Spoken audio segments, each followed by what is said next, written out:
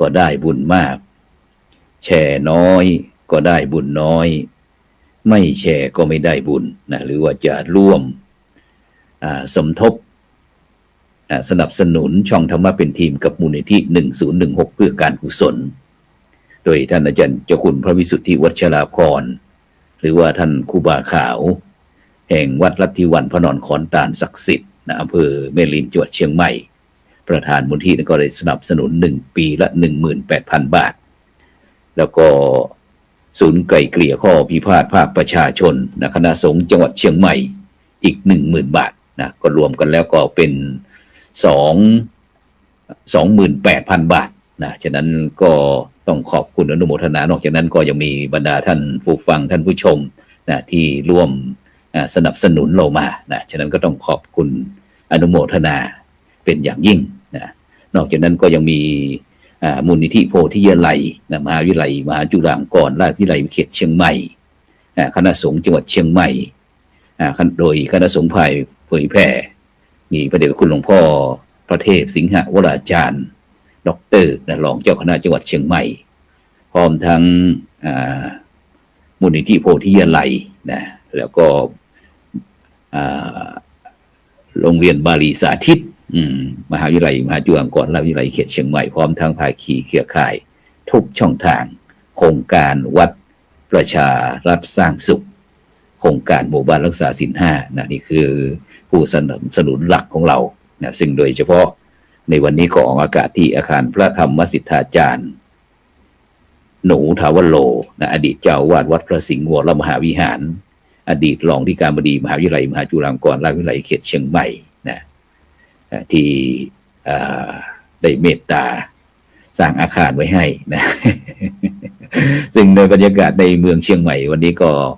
ฝนตกปล่อยๆโดยเฉพาะวันนี้วันอาทิตย์นะที่ตั้งแต่ถนนท่าแพประตูท่าแพนะมาถึงวัดพระสิงห์วรมหาวิหารนี่ก็มีโครงการถนนคนเดินนะที่อดีตท่านนายกทักษิณชินวัตรนายกคนเมืองนะเชียงใหม่ของเรานะได้สร้างไว้นะจนถึงปัจจุบันนี้ก็ยังไม่เสื่อมมนต์ขลังนะฉะนั้นก็นี่คือเรื่องการที่เป็นผู้ที่มีวิสัยทัศน์นะวิสัยทัศน์ในการที่จะให้ทำดีก็ให้ลูกทำถูกก็ให้หลานเนี่ยเขาบอกอย่างนั้นนะ ฉะนั้นในค่ำคืนนี้ก็เช่นเดียวกันก็ได้รับความเมตตานะจากคณะครูบาอาจารย์ของเรานะที่จะมาร่วมสนทนากันโดยเฉพาะในค่ำคืนวันนี้แน่นอนละในช่วงนี้เราไปทางไหนก็มีแต่คนถามไปทางไหนก็มีแต่คนพูดไปทางไหนคนเอาให้ดูจะบอกว่าไม่อยากจะดูแต่ก็ต้องดู ดังนั้นก็ในค่ำคืนนี้เราบอกว่าพุทธบริษัทยุคใหม่จะอย่างไรดีนะฉะนั้นเราจะไปพบกับผู้ที่จะมาร่วมสนทนากับเราไปที่ผู้ช่วยศาสตราจารย์ดร.พระอาจารย์วิสิทธิตวิสิทธโธจากมหาวิทยาลัยมหาจุฬาลงกรณราชวิทยาลัยเขตเชียงใหม่นมัสการครับท่านอาจารย์ดร.ครับผมครับถวายความเคารพท่านอาจารย์พระครูโสพลปริยัติแล้วก็ครูบาอาจารย์ที่เป็นฝ่ายประชิตท่านนะครับเจริญพรรองศาสตราจารย์ดร.อภิรมย์ศรีราคำผู้ช่วยที่การบดีฝ่ายกิจการทั่วไปนะครับแล้วก็ผู้ฟังรายการทุกท่านนะวันนี้ก็ฝนฟ้าเนาะอาจารย์ครูโสพลเนาะเชียงใหม่นี่มีบรรยากาศของฝนฟ้านะครับมาได้หลายวันละฉะนั้นก็เราจะเห็นการแจ้งเตือนว่าต้องระวังอีก2 วันนี้ก็จะมาอีกแล้วครับฉะนั้นนี่ก็ค่อนข้างจะต้องเตรียมความพร้อมกันพอสมควรอาจารย์ครับครับที่โดยเฉพาะที่เราวันนี้ไปที่เมืองน่านมาก็โอ้โหสะพานปิ่มนะครับที่จังหวัดน่านนะครับแม่น้ำน่านก็ออกนะครับแม่น้ำปิงแล้วก็ออกรอแม่น้ำยมนะครับ ปิงวังยมน่านออกมาไหลก็โอ้โหเสือ4 แควนี่ก็นู่นแหละกรุงเทพของเราเป้าหมายนะครับไปที่จุดที่2เลยครับไปที่รองศาสตราจารย์ดร.อภิรมย์ศรีดาคำนะครับผู้ช่วยที่การบดีมหาวิทยาลัยมหาจุฬาลงกรณราชวิทยาลัยวิทยาเขตเชียงใหม่อุบาสกดีเด่นกับผมเจริญพรการรัชการครับพระเดชพระคุณครับวันนี้ทำไมแต่งพูดเรื่องอะไรครับวันนี้แต่งตัวหล่อซะเหลือเกินวันนี้ถามก่อนทำไมแต่งตัวนัดใครไปที่ไหนหรือเปล่าเนี่ยก็ตั้งใจหรือว่าเป็นปกติจะมาตอบปัญหานี่แหละครับยุคสมัยนี้จะต้องแต่งตัวอะไรหล่อหน่อยนะใช่ต้องแต่งตัวหล่อหน่อยถ้างั้นเดี๋ยวก็ตกกระป๋องอีก เออเป็นยังไงบ้างในช่วงนี้ท่านผู้ช่วยอธิการบดีมหาวิทยาลัยเราเป็นยังไงบ้างตั้งแต่ฤดูฟ้าฤดูฝนเปิดเทอมเปิดปีการศึกษา2568มาเนี่ยนิสิตนักศึกษาลูกโรงเรียนเราเป็นยังไงบ้างเนี่ยก็รู้สึกว่าตื่นเต้นนะแล้วก็มีความสุขเพราะว่าเราไปเรียนที่หุบเขาแห่งความสุขที่ดอยสะเก็ดตอนนี้พื้นที่สีเขียวหมดเลยครับ Green University ที่เราตั้งใจไว้นะแล้วปลูกต้นไม้ไว้เนี่ยก็เขียวขึ้นสวยงามมากนะเห็นแล้วมันสบายตาเพราะว่าท่านพระอาจารย์วิสิทธิ์ทิตาวิสิทธิ์โทนั้นมีสโลแกนว่ารักต้นไม้ทุกต้นเหมือนคนที่คุณรักรักตรงนี้ไม่ใช่ว่าขโมยนะรักหมายความว่ารักษาด้วยนะรักครับรัก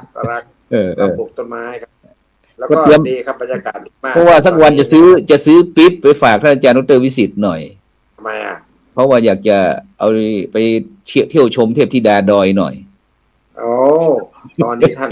ประเดี๋ยวคุณเพียบหน่อไม้นาหุบเขาแห่งความสุขหน่อไม้เยอะมากครับอย่าไปต้มแล้วก็เอานำมาแจกญาติโยมหน่อยถ้าใครอยากจะกินหน่อไม้ในช่วงนี้เราก็ไปหาท่านผู้ช่วยศาสตราจารย์ดร.วิสิทธิ์ทิตาวิสิทธิ์โทของเราที่อะไรนะขุนหุบเขาแห่งความสุขเตรียมเสียงไปด้วยครับเตรียมเสียงเตรียมอะไรไปด้วยเพราะฉะนั้นในปีนี้ลูกพระลูกเนนของเรามีความเคลื่อนไหวมากขึ้นหรือว่าลดน้อยลงก็มากขึ้นนะผมว่านะมากขึ้นเพราะว่าพระเนรเนี่ยยิ่งตอนนี้พระเนรไปอยู่ที่นั่นนะจำพรรษาที่สำนักปฏิบัติธรรมวัดมหาจุฬาศรีวิทยารามนะฮะก็เยอะทีเดียวต้องถามพระเดชพระคุณท่านพระอาจารย์วิสิทธิ์นะครับท่านได้ไปคารวะตามวัดต่างๆนะที่ให้ความอุปถัมภ์ดูแลอยู่นะได้ทำสามีจิกรรมนะต้องเรียนถามท่านครับครับผมโอเคเข้าไปที่ผู้ช่วยศาสตราจารย์ดร.วิสิทธิ์ทิตาวิสิทธิ์โทอาจารย์ดร.ครับเป็นยังไงบ้างอาจารย์ดร.วิโรจน์บอกว่าต้องถามบุคคลรูปนี้ทำไมต้องถามรูปนี้ครับจริงๆจำนวนพระเนรเนาะจำนวนพระเนรที่อยู่ที่ตำบลแล้วกันตำบลป่าเมี่ยงเนี่ยครับตำบลป่าเมี่ยงหรือ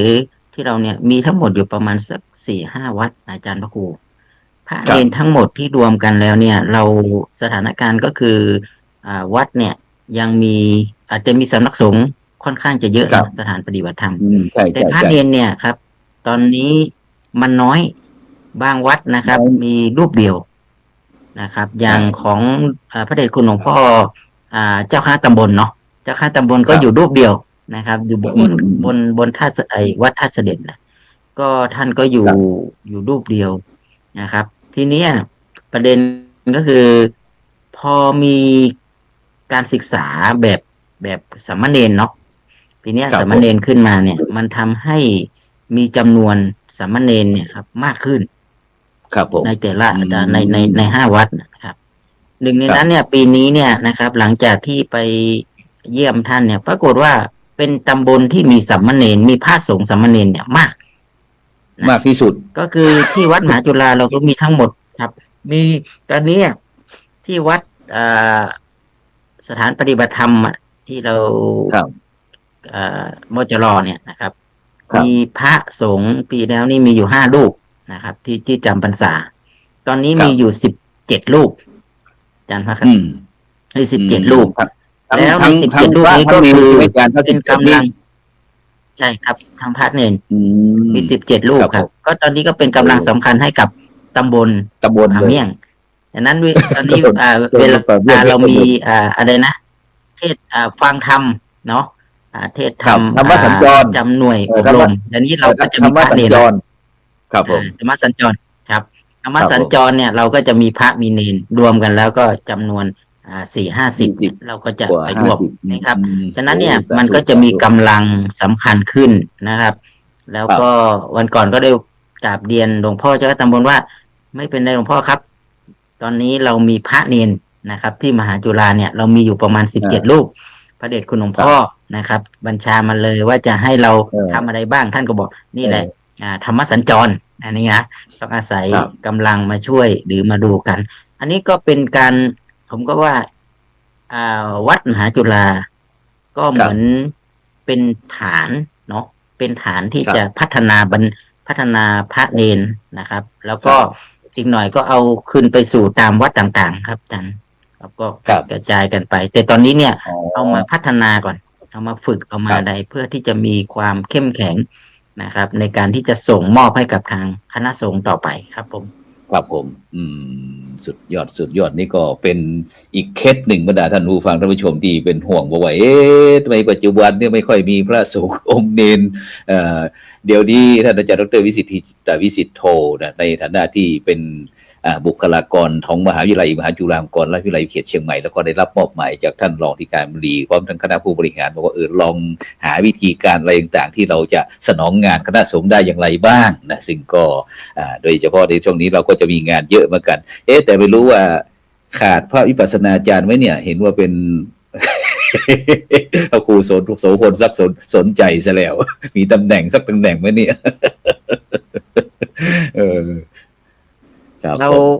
เรามีสถานปฏิบัติธรรมนี่ก็หวังว่าจะเป็น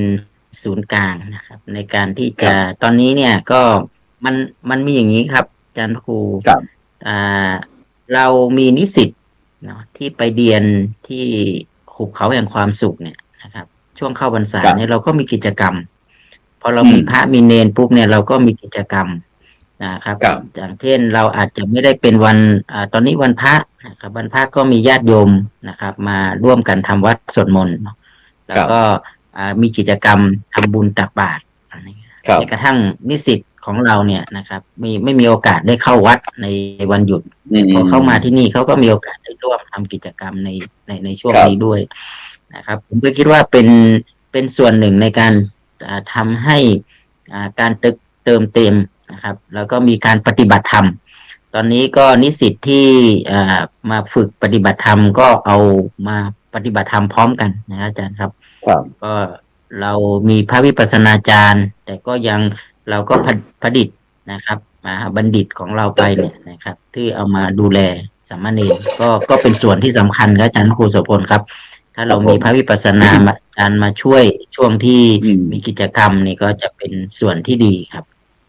ครับเดี๋ยวปรารถนาไว้ถ้ามีกิจกรรมอะไรที่ช่วยได้เดี๋ยวพระครูโสพลก็ไปนะครับ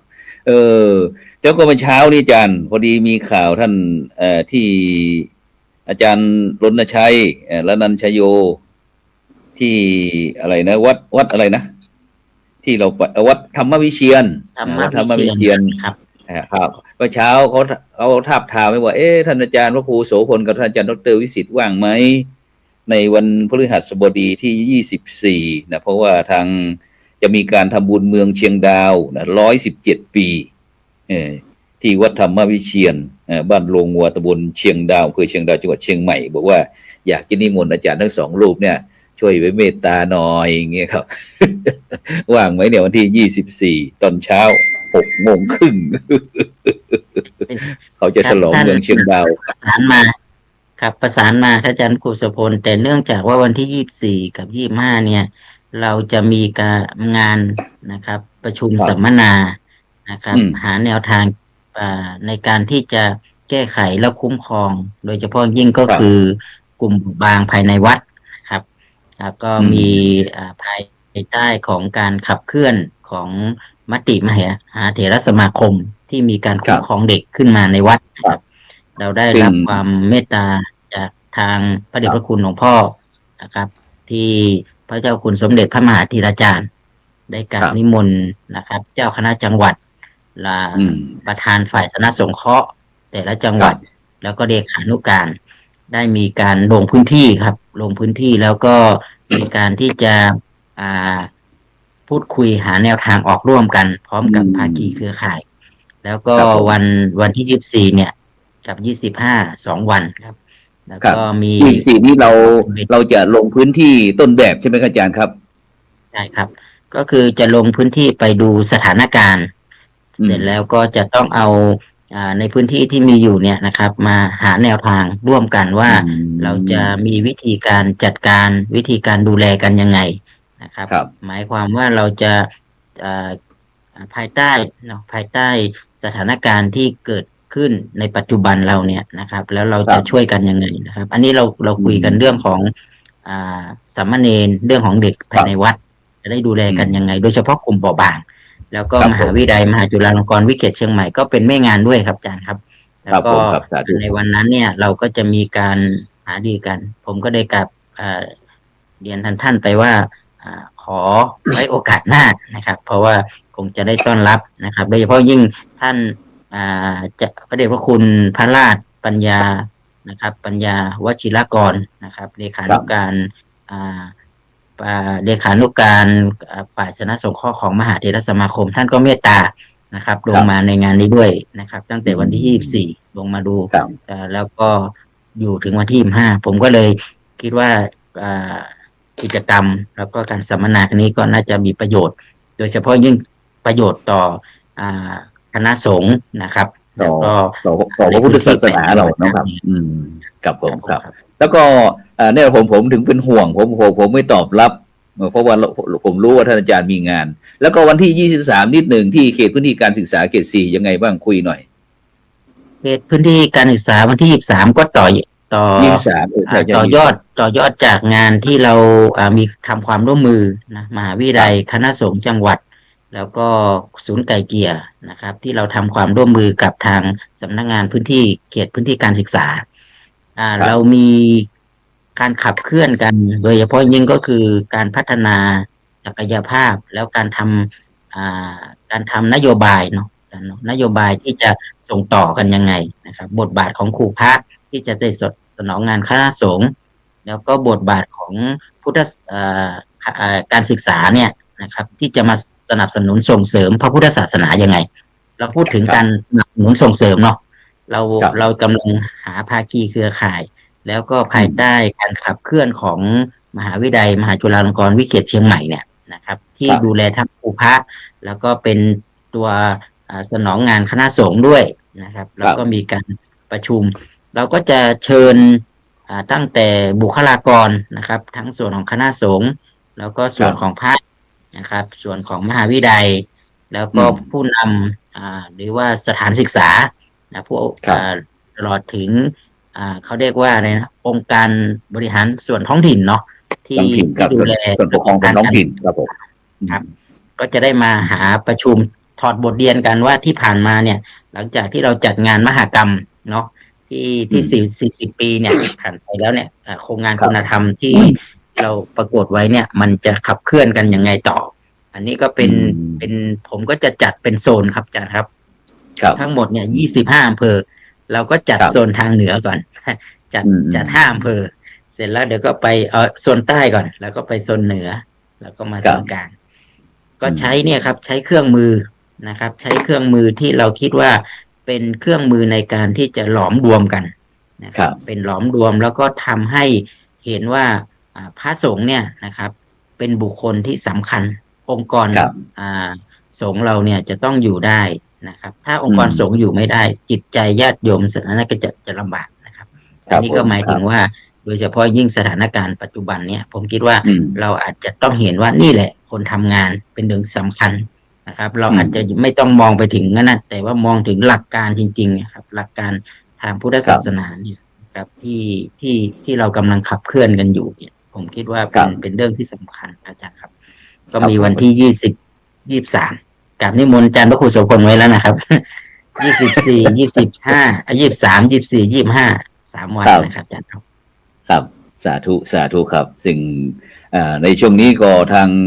คณะกรรมการโครงการหมู่บ้านรักษาศีล5หนเหนือนะครับโดยการนำของพระเดชพระคุณหลวงพ่อพระเทพรัตนนายกนะครับเจ้าคณะจังหวัดลำพูนพระเดชพระคุณหลวงพ่อพระเทพสิงหวราจารย์ดร.นะครับท่านอาจารย์เจ้าคุณพระศรีศิลปาจารย์ดร.นะครับรองประธานคณะกรรมการพร้อมทั้งคณะกรรมการตรวจเยี่ยมโครงการหมู่บ้านรักษาศีล5หนเหนือนะครับไม่ว่าจะเป็นท่านอาจารย์เจ้าคุณพระวิมลมุนีนะครับจากเชียงใหม่ของท่านอาจารย์เจ้าคุณสิทธิวชิรานุกุลนะครับท่านอาจารย์วิสุทธิวชิราพรนะครับพระครู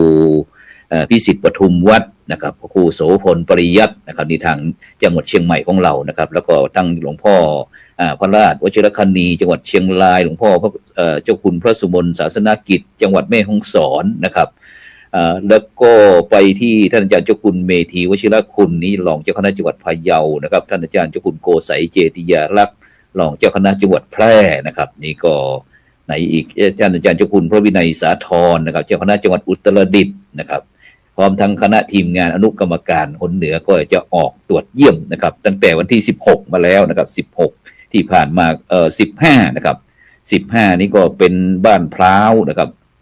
นครไทยจังหวัดพิษณุโลกนะครับ16บ้านทุ่งยั้งอำเภอรับแลอุตรดิตถ์นะครับแล้วก็พรุ่งนี้ก็จะออกงานแล้วท่านอาจารย์ครับพรุ่งนี้7:30นะครับ7:00นี่ล้อหมุนจากวัดพระสิงห์นะครับแล้วก็จะไปพบกันที่ดอยตินะครับประมาณ7:30นะครับหลังนั้นก็นู่นแหละไปที่บ้านอะไรนะบ้านเด่นวัวนะครับตำบลเชียงทองอำเภอวังเจ้านะครับจังหวัดตากนะครับวันที่21-22นี่เราก็จะไปที่ชุมชนวังพินพาดนะครับอำเภอสวรรคโลกจังหวัดสุโขทัยนะครับฉะนั้นก็วันที่22ก็อยู่ที่สุโขทัย23แล้วก็มาเทศพื้นที่การศึกษา24แล้วก็อยู่ที่24-25เราอยู่ที่มจรของเรานะครับนี่ก็คือกำหนดการที่พระครูโสพลนะครับ ทำงานนะครับฉะนั้นก็ต้องขอบคุณอนุโมทนา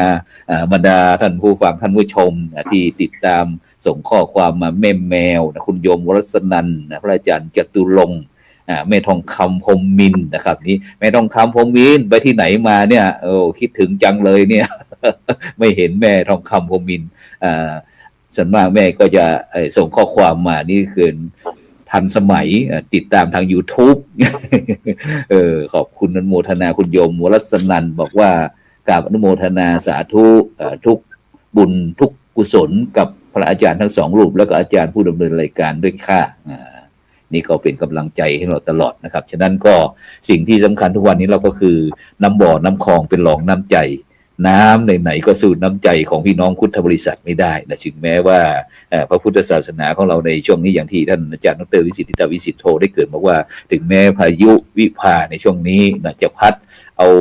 พายุอะไรต่างๆเข้ามากระหน่ำประเทศไทยของเราทั้งภาคเหนือภาคใต้ภาคกลางอะไรต่างๆแต่ก็ยังสู้น้ำใจของพี่น้องประชาชนคนไทยไม่ได้นะครับฉะนั้นวันนี้ก็เช่นเดียวกันเราก็ในฐานะที่เป็นพุทธบริษัทในประเทศไทยของเราก็จะมีความเป็นห่วงเป็นใยนะก็เลยนัดคณะครูบาอาจารย์บอกว่าจะอย่างไรดีเรามาคนสนทนาเพื่อที่จะเป็นกำลังอกกำลังใจให้กับพี่น้องพุทธบริษัทเพราะว่าบางท่านบางคนก็บอกโอ้ยไม่ไหวแล้วพุทธศาสนาเราในช่วงนี้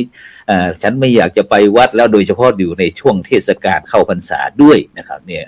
เพิ่งเข้าพรรษาเรามาแค่7 วัน8 วันเท่านั้นเองฉะนั้นท่านอาจารย์ดร.วิโรจน์เป็นยังไงบ้างในฐานะที่เป็นอุบาสกได้เห็นข่าวทางพระสงฆ์องค์เจ้าของเราอย่างนี้มีความคิดเห็นอย่างไรบ้างเจริญพรก็ไม่มีอะไรนะครับเป็นเพียงแต่ปรากฏการณ์ที่เกิดขึ้นในสังคมเท่านั้นนะฮะมันเป็นเรื่องปกติทุกวงการนะก็นี่คือโอกาสนะปัญหาคือโอกาสตอนนี้พี่น้องชาวพุทธของเราพระพุทธเจ้าได้ฝากพระพุทธศาสนาไว้กับพุทธบริษัท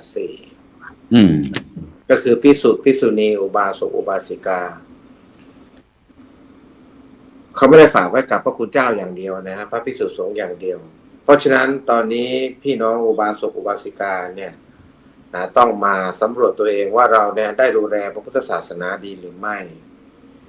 ช่วงช่างชีดีช่างสูงเนี่ยเราคงจะปล่อยปละละเลยไม่ได้เป็นความผิดของพวกเราด้วยเป็นความผิดของผมที่เป็นอุบาสกที่เข้าไปดูแลพุทธศาสนายังไม่ดีพอนะครับแต่แล้วก็ตามนะบางแห่งก็อาจจะได้ดูแลแต่ว่าบางแห่งอาจจะไม่ได้ดูแลเพราะฉะนั้นตอนนี้ต้องช่วยการสอดส่องดูแลถึงแม้ว่าพระคุณเจ้าจะเพลียงพล้ำนะเจ้าคุณปอประยุตโตเจ้าพระคุณสมเด็จเนี่ยท่านบอกว่าพระคุณ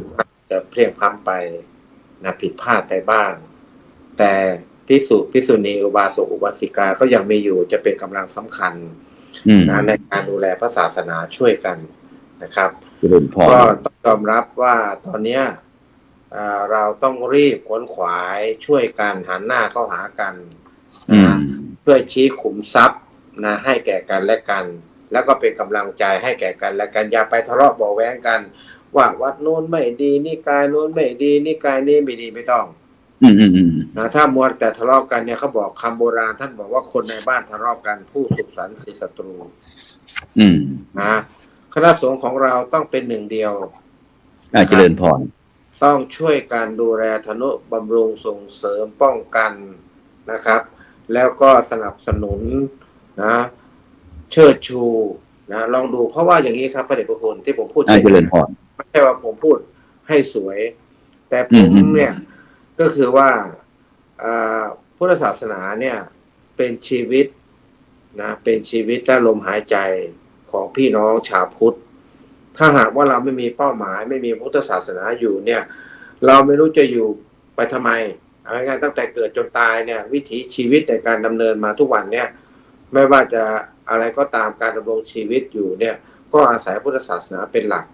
เพราะฉะนั้นพระคุณเจ้าที่เข้ามาบวชเนี่ยก็ถือว่าท่านได้เสียสละเนาะมาเป็นตัวแทนแต่บางรูปอาจจะผิดพลาดนะคำโบราณท่านบอกว่า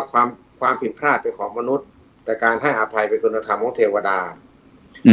การผิดพลาดครั้งนี้ถือว่าเป็นการผิดพลาดครั้งยิ่งใหญ่ตั้งแต่ตั้งประเทศไทยมาเนี่ยก็ยังไม่เคยเห็นชีวิตผมเนี่ย60 ปีแล้วยังไม่เคยเห็นว่าสถานการณ์เลวร้ายขนาดนี้นะเจริญพรในเมื่อมันเจอเช่นนี้นะเราก็ตั้งสติตั้งหลักให้ดีนะแล้วเราก็หันหน้าเข้ามาหากันนะมาคุยกันหาทางออกวันที่25เนี่ยนะครับองค์กรชาวพุทธจังหวัดเชียงใหม่จะคุยกันเรื่องที่ขวงพญาเมงลายพ่อวันลบนามงคลเนี่ยได้นัดคฤหัสถ์อย่างพวกผมเนี่ยนะครับ DNA แท้เนี่ยนะครับเข้าไปคุยกันว่าจะช่วย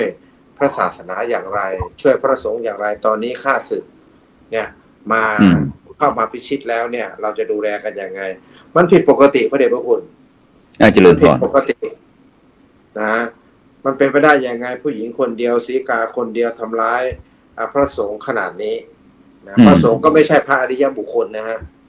พระสงฆ์มีสองอย่างครับคือพระอริยสงฆ์กับสมมุติสงฆ์ตอนนี้มีบทความอะไรมากมายที่ออกมาถ้าเราไปค้นดูเนี่ยซึ่งบิ๊กเต่าท่านได้บอกว่าเป็นพระสงฆ์เนี่ยเป็นพระต้องตัดกิเลสและตัณหาไม่ควรจะทำอย่างนี้ใช่เป้าหมายเป็นเช่นนั้นแต่ว่าท่านรู้ไหมว่าพระปัจจุบันเนี่ยนะก็ยังมีกิเลสอยู่ยังเป็นปุถุชนอยู่ก็พยายามปฏิบัติธรรมอยู่แต่ยังไม่บรรลุยังไม่สามารถจะตัดได้ก็มีการหักเหเป็นเรื่องธรรมดาเป็นเรื่องปกติของโลกียะนะของผู้ที่ยังไม่บรรลุนะท่านจะมาแบบจัดการพวกเนี่ยตอนเนี้ยผมคิดว่าบิ๊กเต่าเนี่ยคงจะมีความรู้สึกว่าอาจจะเครียดด้วยหรือเปล่าเพราะว่าเคยเจอเหตุการณ์แบบนี้ท่านเราไม่รู้ว่าอาจจะเครียดด้วยแต่ท่านตั้งใจดีนะยอมรับว่าท่านตั้งใจแต่เครียดในบางอย่างถ้าเรานึกถึงพระเจ้าอโศกที่ไปจัดการพระนะสุดท้ายก็ต้องกลับมาพระมหากัสสปะที่จะเข้าไปช่วยเนื่องจากว่าท่านคิดว่าใครที่ไม่ถูกใจเนี่ยก็ผิดกฎหมายพูดง่ายๆบ้านเมืองก็รีบจัดการในการทำกับพระคุณเจ้าเช่นนั้นเนี่ยหาไม่ได้ประสบความสำเร็จไม่และอีกอย่างหนึ่งในประเทศไทยเนี่ยเขามีกระบวนการอยู่พระเดชพระคุณมหาเถรสมาคมถือว่าเป็นผู้บังคับบัญชาสูงสุดสำนักงานพุทธศาสนาเนี่ยถือว่าเป็นลูกศิษย์วัดเป็นผู้ดูแลพระคุณเจ้าอีกทีเป็นผู้สนองงานรูปเนี่ยเป็นผู้สนองงานของมหาเถรสมาคมมันต้องผ่านกระบวนการอย่างนี้ครับพระคุณเจ้าเนี่ยอย่างพระเดชพระคุณเนี่ยพระครูโสพลปริยัติหรือว่าพระวิสิทธิ์จิตาวิสิทโธเนี่ยการที่จะเกิดเป็นพระได้เนี่ยเกิดในโบสถ์เกิดกับคณะสงฆ์พระสงฆ์จ้องสวดยติจตุถกรรมวาจามีพิธีกรรมนะครับถ้าจะสึกก็ต้องสึกจากพระสงฆ์จะผิดอะไรก็แล้วแต่เหอะจะผิดปาราชิกจะผิดสังฆาทิเศษจะผิดอะไรมันต้องมีกระบวนการนี้ไงฉะนั้นหมายความว่าจะต้องผ่านระบบจากทางสงฆ์ก่อนใช่พระคุณเจ้าครับคารวะอย่างผมเนี่ยถ้าไปยิงคนตายเนี่ยตำรวจจับเขาเนี่ยไม่ใช่เอาไปประหารเลยนะเขาต้องเข้าสู่กระบวนการทางกฎหมายเป็นผู้ต้องหาก่อนถ้าเป็นผู้ต้องหาพิจารณาถ้าแต่ผู้จริงต้องมีการอุทธรณ์ผมก็อุทธรณ์ได้ถ้ามันผิดจริงศาลฎีกาก็จะตัดสินเองค่อยประหารชีวิตมีศาลชั้นต้นอีกชั้นกลางชั้นฎีกาอีกชั้นฎีกาถือว่าเป็นสุดท้ายเพราะฉะนั้นคณะสงฆ์ก็เช่นเดียวกันนะเช่นเดียวกันเพราะฉะนั้นถ้าท่านผิดปาราชิกก็ซึก ปาราชิกสี่ก็ศึกก็เป็นเรื่องปกติครับไม่ได้เสียหายตรงไหนศึกก็คือศึกความผิดพลาดของมนุษย์ถ้าจะตัดคอเขาเลยเหรอเป็นปาราชิกเนี่ยนะครับตายจากความเป็นพระต้องนึกถึงคุณงามความดีเขาบ้างใช่ไหมไม่ใช่ว่าครั้งเดียวนี่ก็ผิดตายไปเลยใช่ไหม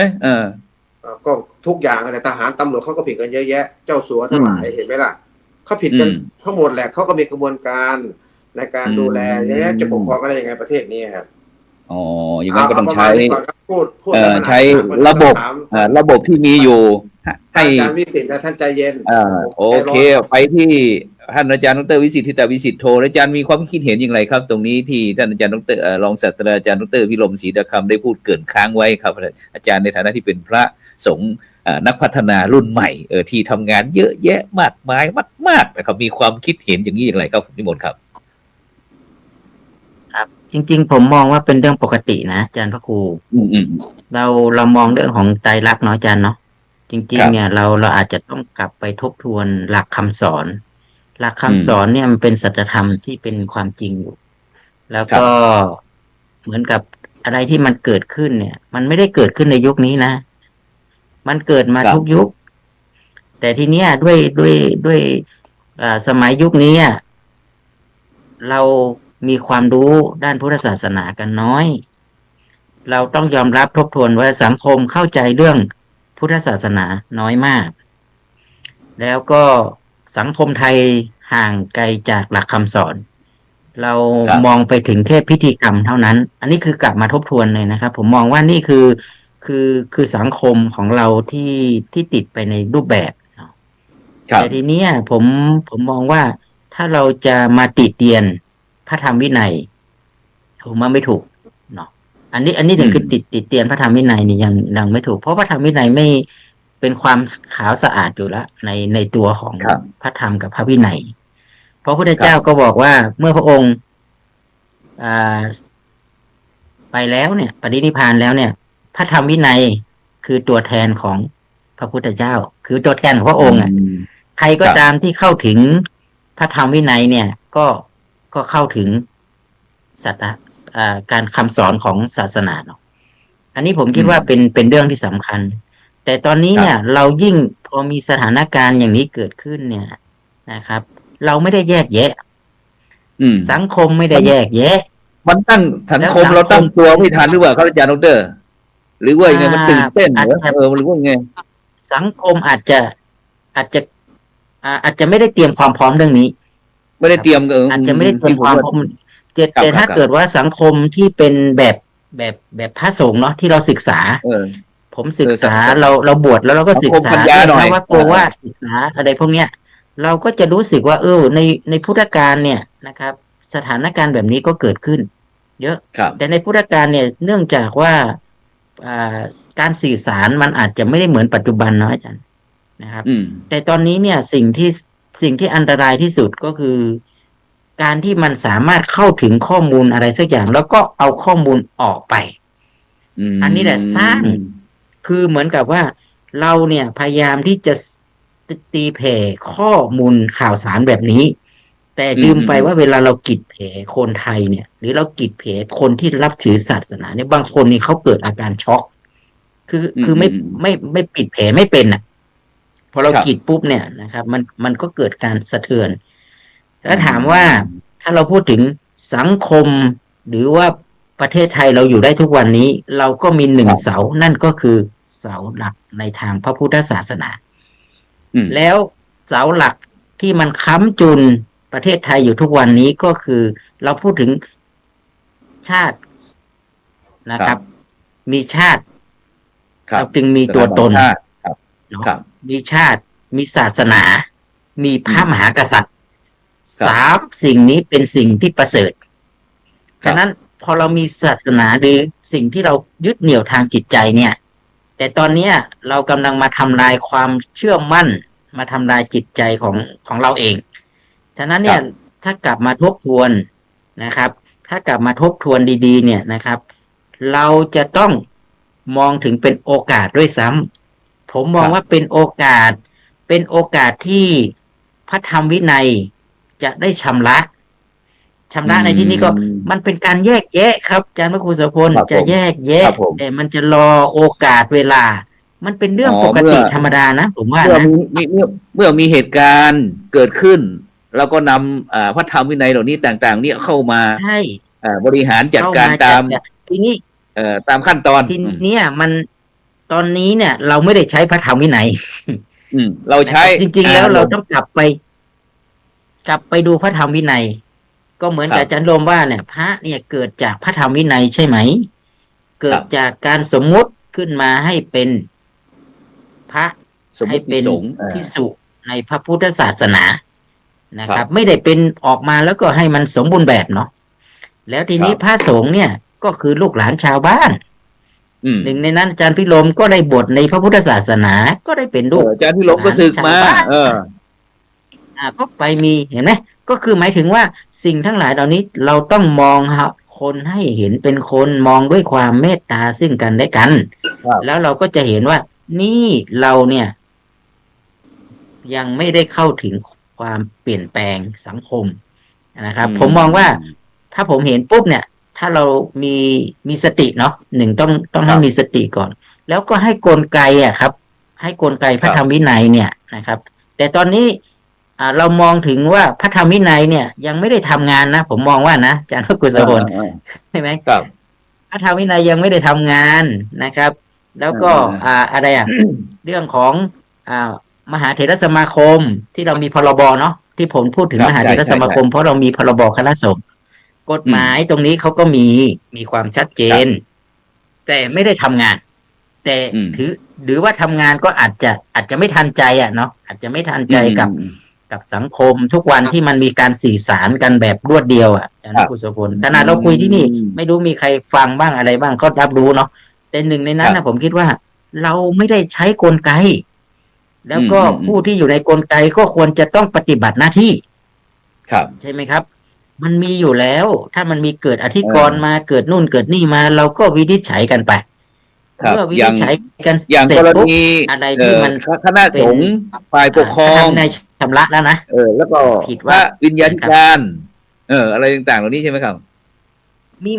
มีหมดครับแต่เราไม่ได้เอามาใช้กันไงเราใช้อีกกลุ่มหนึ่งซึ่งเป็นผู้คุมกฎหมายนะครับ เราใช้เข้าไปปุ๊บเราใช้คิดว่านี่ไงทั้งที่การจะต้องสละเราใช้เพียงแค่ความสะใจหรือการชำระออกให้เห็นแล้วก็นี่ก็มองเห็นผมคิดว่าบางครั้งเราสื่อสารด้วยคำพูดของเราเนี่ยมันรู้สึกว่ามันเป็นสะเทือนใจของชาวพุทธอันนี้ต้องเห็นใจว่าชาวพุทธทุกคนก็ได้รับฟังวันนี้มันก็ดีกันแม้กระทั่งทุกวันนี้อาจารย์ครับเวลาเราเดินผ่านไปเนี่ยสังคมก็ยังมองเราว่าโอ้เป็นพระแต่ก็ความรู้สึกมันไม่เหมือนเดิมเนาะอาจจะไม่ทักทายก็ได้อาจจะไม่ให้การเคารพก็ได้แต่เราก็ไม่ได้ว่าทุกคนต้องมาเคารพทางเจ้าหน้าที่ลืมไปหรือเปล่าครับอาจารย์ดร.วิสิทธิ์ทางเจ้าหน้าที่เขาบ้านเมืองเขาลืมไปหรือเปล่าว่าพระสงฆ์องค์เจ้าเราเป็นสาธารณะเป็นของบุคคลทุกฝ่ายเงี้ยเขาลืมไปหรือเปล่าเขาคิดว่ายังไงก็ได้เงี้ยความจริงเรามีองค์กรอะไรต่างเนี่ยอาจจะไม่ดื่มแต่ว่าด้วยความที่การทำงานแต่ละหน่วยงานน่ะมันทำงานโดยวิทย์เขาเรียกว่าวัฒนธรรมเนาะอาจารย์เนาะถ้าเป็นลักษณะหน่วยงานที่เขาใช้บังคับใช้กฎหมายเนี่ยเขาก็อาจจะใช้แบบเนี้ยก็คือว่าต้องเวลาเจอเนี่ยต้องเข้าไปจัดการต้องไปชาร์จไปอะไรพวกนี้เขาติดในลักษณะของการทำงานที่จะต้องให้เห็นผลปุ๊บทำปุ๊บเกิดปุ๊บแต่ระหว่าง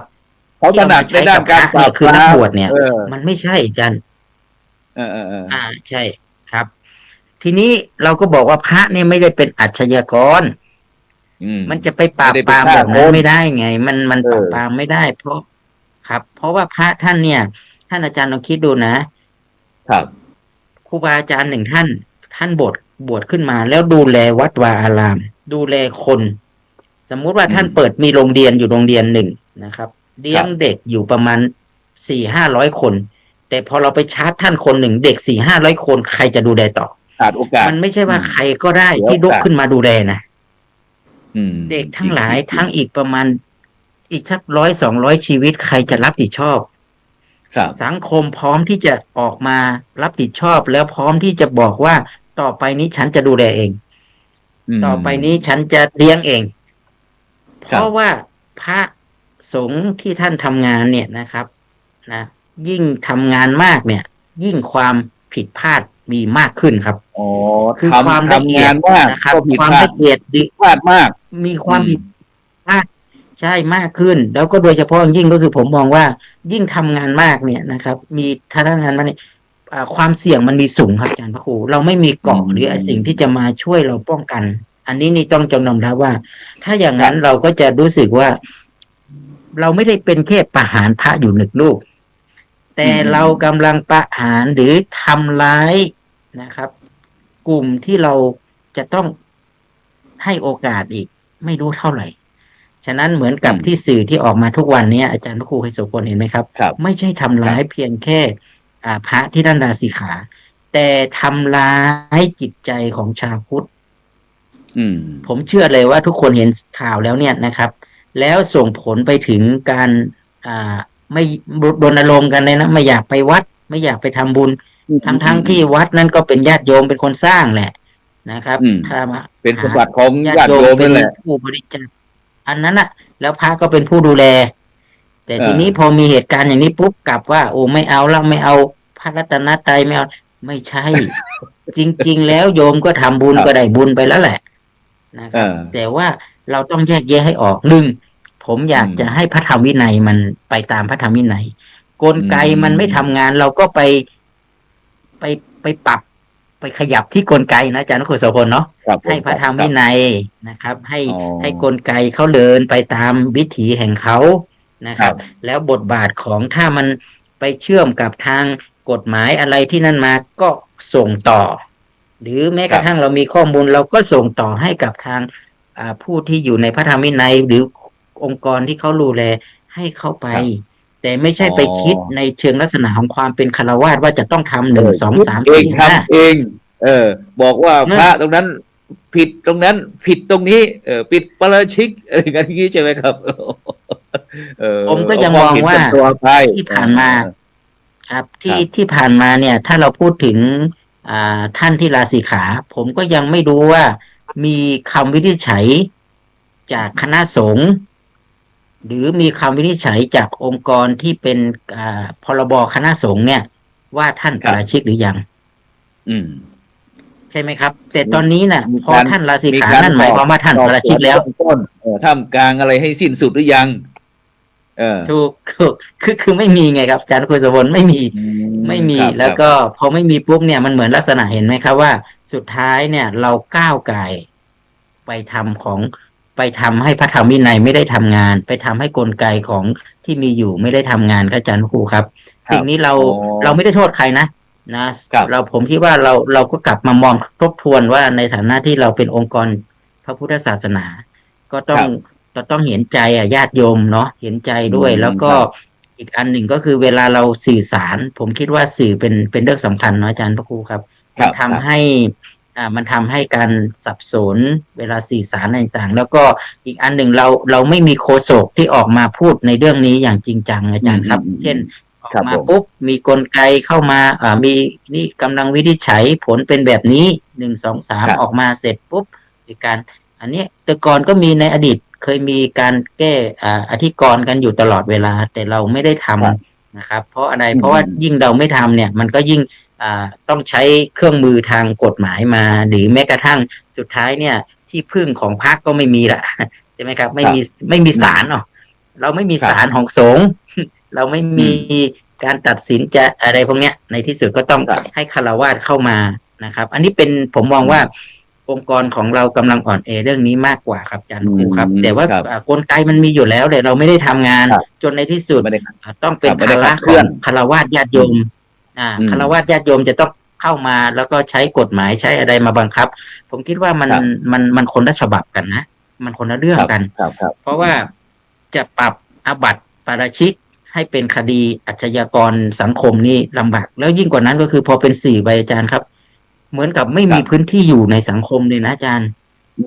ตรงนี้นะครับมันถูกคุกคามมันถูกอะไรต่างแล้ว สิทธิของความเป็นมนุษย์ด้วยกันสิทธิของความเป็นเขาก็ยังมีชีวิต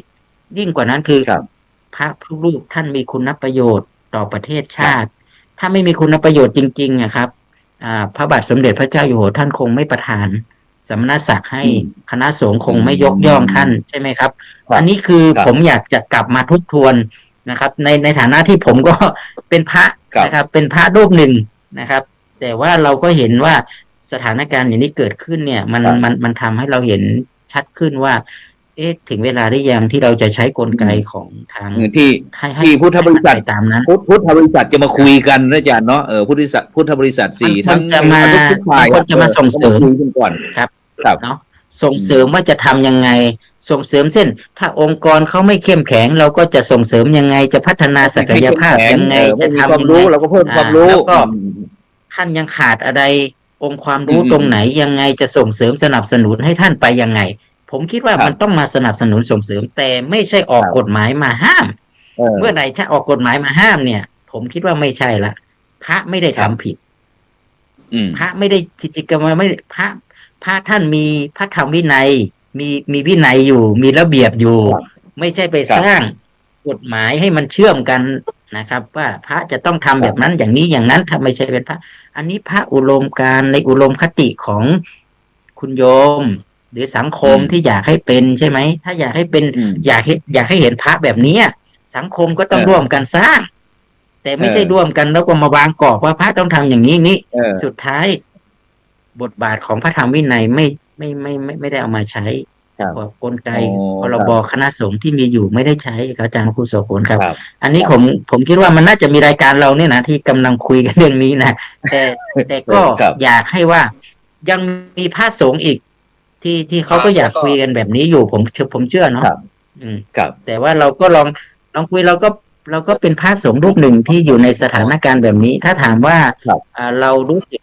ตกใจไหมเราสิมันถ้าเป็นตัวแล้วก็รู้สึกว่า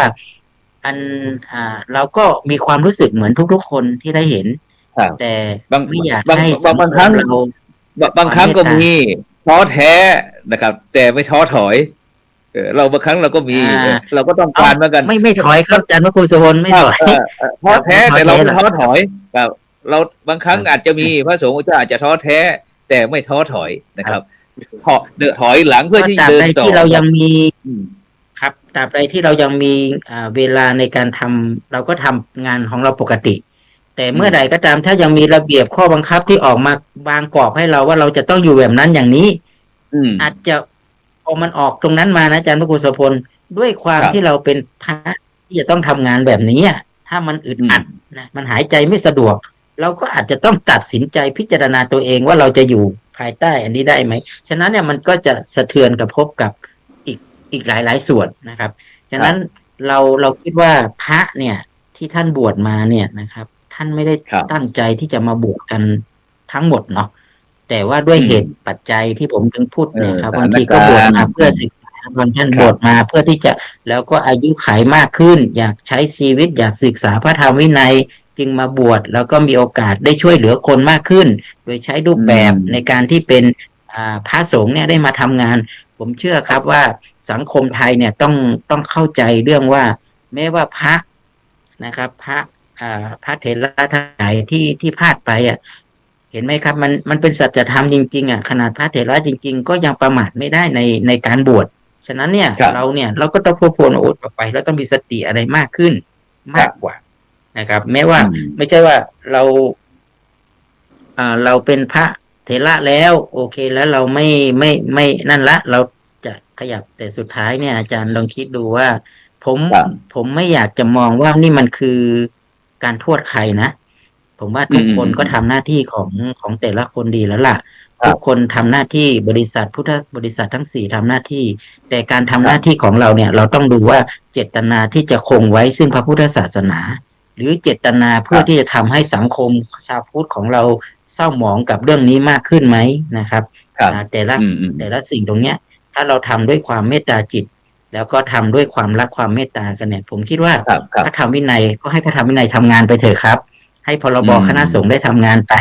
นะครับแล้วก็แม้ว่าถ้ามันจะถึงเวลาที่จะต้องออกระเบียบข้อบังคับก็ขอให้คณะสงฆ์ได้รับรู้ด้วย เนาะอาจารย์ครูโสพลเนาะขอให้ ครั พ บ ระ ผม ของเราได้มีส่วนร่วมว่าสิ่งที่ อืม เราเพราะว่าที่ผ่านมาเนี่ยแม้กระทั่งพรบคณะสงฆ์ก็เหมือนกัน เราไม่ได้มีส่วนร่วมเลยอาจารย์พระครูโสพล อืม พอออกมาประกาศปุ๊บเรา ใช่ จะต้องปฏิบัติตาม ฉะนั้นมันก็จะ เออ เป็นทางธรรมนำทางโลกไม่ได้แล้วแต่เป็นทางโลก ครั นำ บ ธรรมธรรมฉะนั้นเวลา อืม ปกครองระหว่างทางโลกกับทางธรรมมันคนละอย่างกันครับอาจารย์ครูครับ ครับผม ครับผม ถูกต้องครับ ครับผมครับนี่ก็ถ้าจะเปรียบงี้ได้ไหมครับอาจารย์ครับไอ้พระนี่ก็เหมือนกับนักเรียนที่จะต้องเข้ามาเรียนมาศึกษานะครับ ผู้ที่สอบผ่านก็ถือว่าเป็นผู้ที่มีคุณธรรมเป็นอริยะนะครับ ส่วนผู้ที่อาจจะมีการสอบตกบ้างอะไรครับอย่างที่คณะครูบาอาจารย์เราเนี่ยเขาถือว่าสอบไม่ผ่านสอบตกนะครับฉะนั้นก็อยากให้สังคมชาวพุทธนะครับของเราเนี่ยได้สงสารคนที่สอบตกบ้างนะครับอย่าไปเกลียดชังกับคนที่สอบตกเพราะไม่มีใครหรอกครับอยากจะสอบตก แม้แต่พวกเราทุกครูผู้ทุกคนก็ไม่อยากจะสอบตกมีใครก็ถามก่อนเถอะถามอาจารย์ดร.พี่ลมมีอยากจะสอบตกไหมนะ ไม่อยากสอบตก นะท่านอาจารย์ดร.อยากสอบตกไหมครับ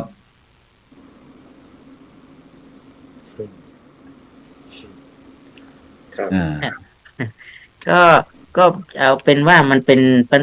ป็นบททดสอบเนาะอาจารย์เนาะก็ ใช่ คือ ครับ เราก็ ใช่ มีเวทีในการสอบอยู่ตลอด แล้วก็ทดลองกับตัวเอง แต่ว่าเมื่อใดก็ตามที่เราที่ผมกำลังพูดว่าถ้าเมื่อใดที่เรามีภาระที่มากขึ้น ภาวะ ครับ ของความเสี่ยงที่เราจะขาดสติหรือเผลอไปเนี่ย มันก็มีโอกาสสูงนะครับ แล้วยิ่งเรามีภารกิจอะไรมากขึ้นที่ต้องดูแลเนี่ย ผมคิดว่าเป็นเรื่องที่สำคัญนะครับครูบาอาจารย์ที่ท่านได้ทำงานก็ดี ท่านก็คงบางครั้งเราก็ไม่ใช่ว่าไปนั่งสอบอย่างเดียวเนาะอาจารย์ครูสุพลเนาะ อืม มัน ครับ การสอบในครั้งนี้เนี่ยมันต้องใช้เวลาในการท ครับ ำนะครับ เป็น แล้วก็ผม เป็น ก็ หนัง มอง ชีวิต ว่า อาจารย์ เป็นหนังชีวิต แล้วก็เป็น ครับ ถ้าเกิดว่าเราสอบไม่ผ่าน มันก็ไม่ได้ว่าเราเป็นคนชั่วช้าใดนะอาจารย์นะ ใช่ ก็เหมือนเด็ก อืม เราก็มีการถ้าเป็นพระธรรมวินัยที่มันยังไม่ถึงขั้นลาสิกขาก็ต้อง เราก็ยังพระพุทธเจ้าก็ยังให้โอกาส ก็ เนาะ มีทาง ให้ แก้ โอกาสชำระ การแก้ไข การแก้แล้วก็มีการพัฒนาแล้วก็ไปต่อได้ใช่ไหมครับ ครับ แต่ไม่ใช่ว่าพอปุ๊บนี่มันเหมือนกับว่าเป็น เออ ความ โทษประ ชั่ว หาร ร้ายอะไรต่าง มัน ครั ป บ ระหารไป หมายความว่า ผม เป็น คิดว่า เป็นคนไม่ดีไปเลย หมดสภาพอย่างนี้มันก็ไม่น่าที่จะเป็นอย่างนั้นนะครับฉะนั้นไปสุดท้ายเลยครับไปที่ท่านอาจารย์รองศาสตราจารย์ดร.พิรมศรีเดชคำครับอยากจะเสริมเติมเต็มยังไงบ้างครับจากท่านอาจารย์ดร.วิสิทธิ์แล้วก็จากอาตมาเอง มีหลายมุมมองมาก ที่ อืม พระอาจารย์วิสิทธิ์พูดไปนะมีหลายมุมมอง ครับ สถานการณ์ที่เกิดขึ้นกับพระสงฆ์ปัจจุบันเนี่ยไม่ว่าจะเป็นเรื่องสิทธิมนุษยชนนะฮะ อืม ไม่ว่าจะเป็นเรื่องเกี่ยวกับการกระบวนการทางยุติธรรมของประเทศไทยเนี่ย อืม นะ มันยากมากนะฮะในการ มัน ต่อ ยังไม่ มัน ไม่ ยัง เพอร์เฟกต์นะ มันมีการข่มขู่อะไรสักอย่างผมพยายามจับประเด็นอยู่ อืม พวกคลิปทั้งหลายที่ออกมาเนี่ยนะคลิปที่ออกมาเนี่ยเยอะแยะมากมาย อืม พวกคุณเจ้าอาจจะไม่เห็นนะผมเห็นนะบางคลิป ซึ่งคลิปเหล่านั้นเนี่ยตำรวจเป็นคนยึดโทรศัพท์5 เครื่องของสีกากรนะ อืม ค่อยๆปล่อยมาค่อย อืม ๆปล่อย แล้วก็ปล่อยมาเรื่อยๆถามว่าใครเป็นคนปล่อย อันเนี้ยคำถาม อืม นะและคำตอบมาจากใคร เพราะว่าโทรศัพท์อยู่กับตำรวจทั้งหมด เห็นไหม อืม ก็เรื่องความผิดพลาดเป็นของมนุษย์ ผมยอมรับนะฮะนะ เจริญพร เรื่องการเป็นคุณธรรมของเทวดา อืม พวกเราไม่ได้มาแก้ตัวนะฮะ เพราะว่าแก้ตัวไม่ได้ช่วยอะไร อืม ต้องแก้ไข เราจะต้อง ไง แก้ไข อืม แก้ไขแก้ได้ทุกเรื่องนะแก้ตัวไม่ได้ช่วยอะไรครับ ตอนนี้กระบวนการพระธรรมวินัยยังไม่ขับเคลื่อนอย่างที่พระอาจารย์วิสิทธิ์ว่า อืม พระธรรมวินัยละใครเป็นคนดูแล ก็มหาเถรสมาคมสำนักงาน ใช่ พุทธศาสนาแห่งชาติ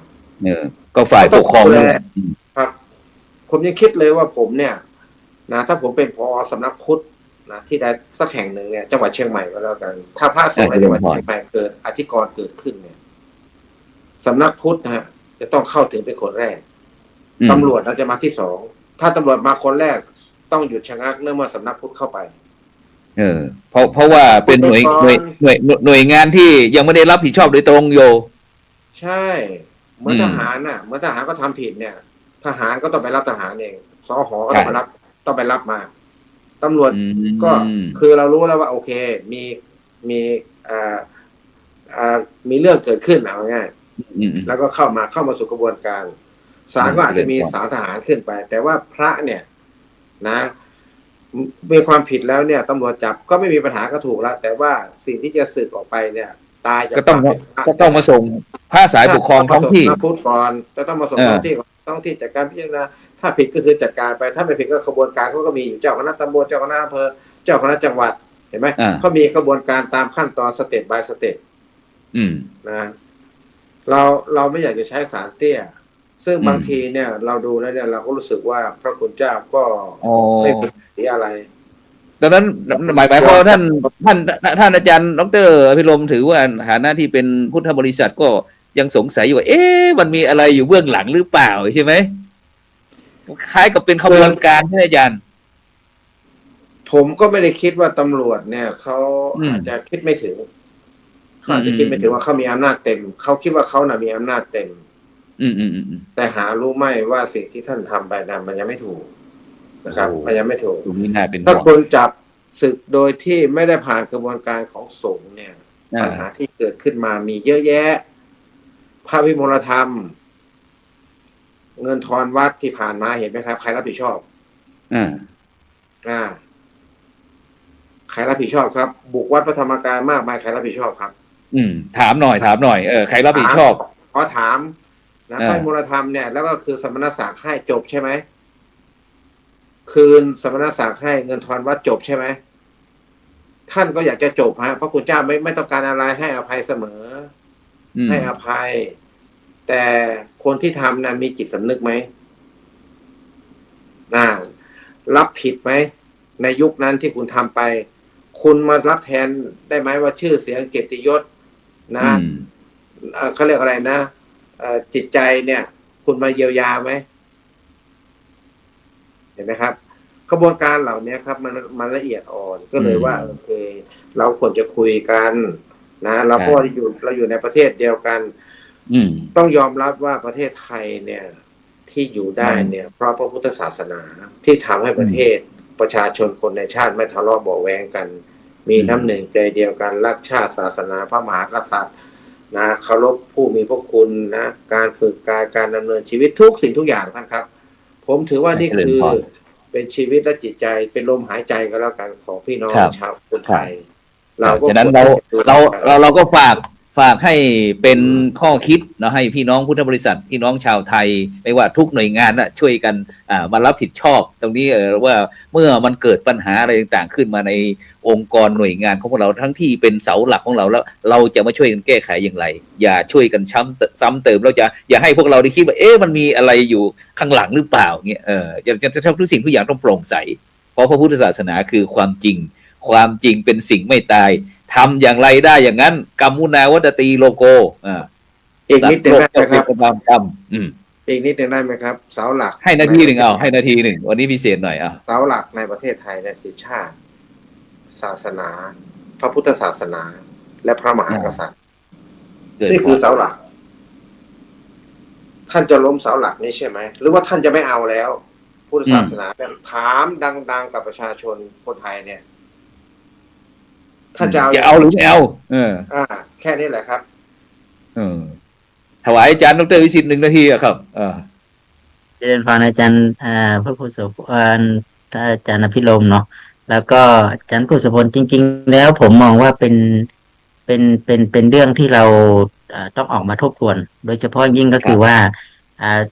มันอาจจะต้องมีการคุ้มครองพระสงฆ์แล้วก็มีกฎหมายสิทธิหลายเรื่องนะอาจารย์ที่มันละเมิดสิทธิของพระสงฆ์ไปเยอะเหมือนกันนะครับเช่นการสื่อสารการออกมาสื่อออกมาเขียนอะไรประมาณนี้นะครับมันมีพรบอยู่มันมีพรบมันมีกฎหมายอยู่ที่จะดูแลนะครับแต่ของเราไม่มีกฎหมายที่จะชัดเจนเนาะอาจารย์เนาะพอเราเป็นนักบวชปุ๊บก็หมายความว่าเราไม่มีสิทธิ์ที่จะไปเรียกร้องอะไรเลยเหมือนกับอาจารย์วิโรมว่านะครับก็แค่เมตตานะครับสุดท้ายเนี่ย เราเราเจ็บปวดไม่ใช่เราคนเดียวอ่ะแต่ว่ามันคนที่ปวดง่ายก็คือคนที่ศรัทธาอาจารย์ลองคิดดูว่าลูกศิษย์ลูกหาที่ศรัทธาเป็นร้อยเป็นพันเป็นหมื่นน่ะเขาจะมีความรู้สึกยังไง อันนี้เนี่ยนี่เป็นสิ่งที่สำคัญ แล้วก็จะเยียวยาเขายังไงอะถ้าเกิดว่ามันมาอย่างนั้นใช่ไหมครับ อันนี้นี่ผมก็เลยเห็นด้วยว่าเราควรจะมีกฎหมายเฉพาะว่าสื่อบางอย่างจะต้องคัดกรองให้ดีนะจะออกเผยแพร่หรือยังไงเนี่ยมันจะสะเทือนใจกับคนอื่นไหม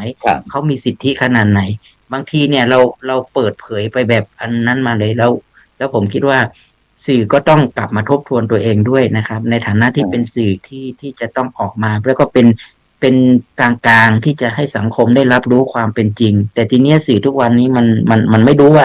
อะไรจริงอะไรเท็จนะอาจารย์บางทีออกมาแล้วยอดวิวยอดไลค์ ครับก็ผมคิดว่าเรื่องนี้อาจจะต้องมีกฎหมายมีอะไรเข้ามาช่วยนะครับ ช่วยสนับสนุนปกป้องท่านนะครับเวลามีเรื่องนี้ปุ๊บกว่าจะออกคน1 2 3 4อะไรประมาณนี้มันจะต้องออกให้ชัดเจนโดยผ่านอะไร ไม่ใช่ว่าอยู่ๆแล้วก็ใครอยากออกอะไรตรงนั้นก็โพสต์มาหรืออะไรมา ผมก็เห็นว่าบางคนอ่านเสร็จแล้วก็เกิดภาวะซึมเศร้านะอาจารย์นะครับภาวะจิตใจอะไรพวกนี้ผมอยากให้สังคมเมืองพุทธเรามอ